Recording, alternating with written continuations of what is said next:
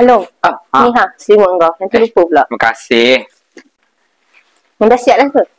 Dah siap dah. Nak pergi kan tu? Kau serius ke kau nak pergi? Sana tu bukannya dekat. Jauh tau lu. Dah sampai masanya Sarah, aku kena pergi juga. Along, jangan tinggalkan kami. Sarah, Lina, Along tahu tu. Tapi dengan kos Sarah hidup dekat sini lagi, Along rasa kita tak mampu nak tanggung semua benda ni. So, Along rasa ini adalah keputusan yang terbaik untuk Along yang pergi. Kita kan boleh kerja sama-sama. Lina, kerja dekat sini tak cukup, Lina. Nak tampung kos rawatan ayah kita lagi. Dengan Mia lagi nak sekolah. Mana cukup ni, Lina. Lagipun, abang tak nak tengok korang susah macam ni lagi. Okeylah, Along nak pergi solat jap. Ini cantik tak? Cantik, warna pink pun cantik. Buat apa ni? Ni, Along ada beli makanan ni. Wow.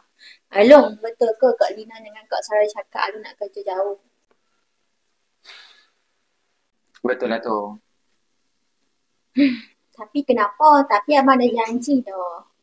Nak teman Lina, nak teman Mia masa dia masuk sekolah menengah. Terima kasih. Along memang dah janji. Tapi Along nak janji lagi satu benda dengan Mia.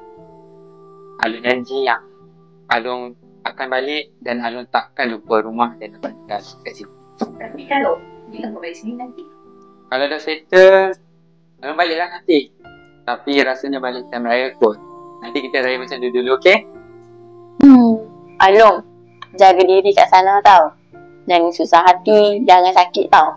Baik. Jangan lupa dekat dia juga tak? Okey.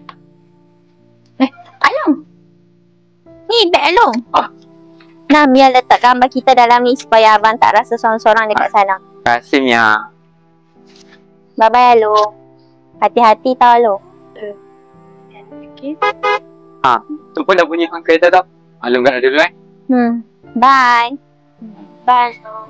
Jaga diri kat sana. Jangan lupa makan.